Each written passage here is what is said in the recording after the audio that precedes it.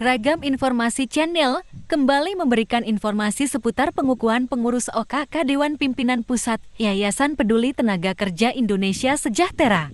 Acara yang dikemas tersebut berlangsung sederhana, lancar, dan aman. Hadir pada pengukuhan tersebut ada anggota DPD Ridapil NTB sekaligus Dewan Pembina Pusat Haji Ahmad Sukisman Asmi. Anggota DPRD Provinsi NTB Ajul, ada juga Kepala Dinas Tenaga Kerja dan Transmigrasi EGD Putu Aryadi.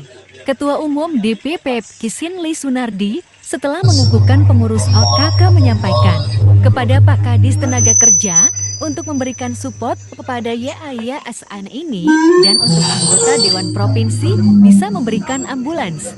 Sama kita kepada Bapak Kepala Dinas Tenaga Kerja supaya kita disupport Pak ya sama-sama Pak. Karena di sini kami ini jujur aja Pak, di sini kebanyakan 60% adalah para pencari tenaga kerja. Kami edukasi, kami sadarkan mereka menjadi lurus nanti ke depannya Pak. Tidak akan melantarkan TKI ke luar negeri Pak. Mudah-mudahan Pak ya. Setuju?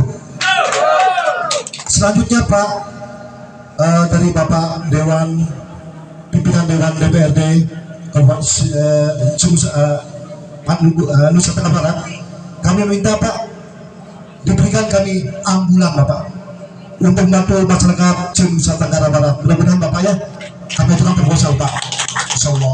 Nanti dari Bapak Bupati Lombok Tengah, kami khususkan meminta kepada DPD Lombok Tengah untuk bisa memberikan ambulan ya, insyaallah, supaya menyebar di atas kita.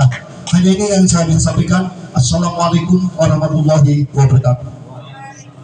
Sementara itu, anggota Dewan Perwakilan Daerah Dapil NTB Haji Ahmad Sukisman Asmi mengatakan bahwa tenaga kerja kita penyumbang devisa terbesar kedua bagi negara. Alhamdulillah juga hasil dari pahlawan devisa ini adalah dan kedua merupakan negara setelah jadi main-main. Jadi sangatnya beliau ini dikatakan sebagai pahlawan devisa negara. Ini yang kita harap, perlakuan kita semua, perlakuan negara terhadap saudara-saudara kita yang mencari nafkah di negeri agar diperlakukan sebagaimana mestinya. Alhamdulillah dengan kehadiran yayasan ini meskipun baru 1 tahun, tetapi saya kira sangat luar biasa dan sangat banyak berbuat, dan kami yakin karena niat dari ketua umumnya ini sangat luar biasa. Kalau setengah-setengah angannya biasanya langsung dipreteli sama Pak Ketua Umum, ini luar biasa. Dan ini juga merupakan penghargaan yang sangat luar biasa kami sampaikan, karena kami di DPD juga di Komite 3 khususnya memperjuangkan juga terkait dengan PMI kita. Dan kemarin yang diperjuangkan adalah bagaimana banyaknya saudara-saudara kita ini yang ingin menjadi PMI di Malaysia. Ini yang selalu saya sampaikan, kenapa kita harus memilih Malaysia saja, padahal kalau dilihat dari income-nya ada 16.000 yang kita kirim sekarang ini, tetapi kalah income-nya nomor 4 setelah Arab Saudi, kemudian negara-negara Timur Tengah.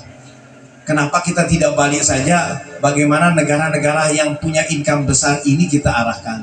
Tentunya kita harus memanfaatkan balai-balai latihan yang ada, sehingga potensi ini benar-benar nantinya sekian banyak kita punya PMI, ada 17.000 ya Pak Kadis, 17.000, meskipun yang pulang 28, lebih banyak yang pulang daripada yang berangkat, tetapi ini adalah potensi yang sangat luar biasa. Artinya kita melihat animo kerja dari keluarga besar kita ini di luar negeri sangat luar biasa, tetapi kadang-kadang kita salah memilih selalu kita ke Malaysia. Memang karena Malaysia berharap sekali tenaga kerja kita ini banyak, karena dia tahu bahwa tenaga kerja terutama dari Nusa Tenggara Barat ini sangat luar biasa.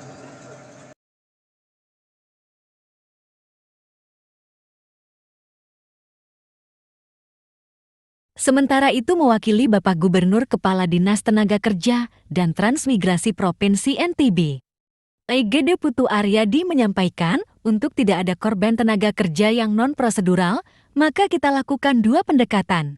Sejak saya dilantik menjadi Kepala Dinas Tenaga Kerja, sudah mencanangkan program Zero Unprocedural. Kita ingin mencegah, jangan sampai ada warga kita yang menjadi korban lagi. Ada 2 pendekatan yang harus kita lakukan. Yang pertama adalah pendekatan preventif. Preventif itu tadi sesuai dengan misi dari yayasan ini, melakukan edukasi, melakukan sosialisasi, pendampingan, dan peningkatan pemahaman warga kita tentang akses bekerja ke luar negeri. Kalau dulu masih tertutup, hanya yang memberikan pemahaman adalah para calo, sekarang ini tidak boleh lagi terjadi. Di desa harus tahu bagaimana syarat menjadi pekerja migran di luar negeri. Nah, itu harus informasi harus dibuka. Langkah-langkah preventif ini harus maksimal kita lakukan, melibatkan desa, melibatkan yayasan seperti ini, dan kita semua. Karena orang yang berangkat secara non prosedural belum tentu karena niatnya jahat pelakunya, tapi karena informasinya tidak nyambung, karena dia tidak paham. Menjadi pekerja, tujuan orang persyaratan ke luar negeri, kenapa harus ada persyaratan? Tujuan utama adalah untuk memberikan perlindungan. Kalau ada masalah, mudah kita menangani. Tapi banyak warga kita karena keterbatasan informasi, didatangi dengan informasi yang menjanjikan saja, mereka langsung berangkat. Karena informasi. Oleh karena itu, tugas kita bersama, tugas pemerintah desa, tugas pemerintah kabupaten kota, tugas yayasan, tugas organisasi kemasyarakatan, dan tugas pemerintah provinsi untuk memberikan edukasi, pendampingan, mendidik masyarakat kita agar paham kalau ingin menjadi pekerja atau TKI sukses, dia harus kita siapkan secara prosedural, secara mental, dan secara skill harus kita siapkan. Kemarin yang menangani ada beberapa tamatan sekolah sarjana agama. Tiba-tiba di Timur Tengah bermasalah. Akhirnya keluarganya melaporkan dari Lombok Timur nih. 2 bulan yang lalu yang pulangkan. Dia sarjana agama, wanita lagi. Begitu pulang, yang jemput di bandara, yang tanya, kenapa adik sampai mau jadi pembantu rumah tangga di Timur Tengah, padahal kan sarjana pendidikan. Maaf Pak Kadis katanya, yang kemarin itu diputusi pacar. Nah ini ada yang minta ngajak yang ke Timur Tengah, yang berangkat. Nah inilah. Ini contoh kasus. Ada banyak kasus begini. Karena dia mumet, tidak mendapat pendampingan, dia punya masalah pribadi, akhirnya dia berangkat saja.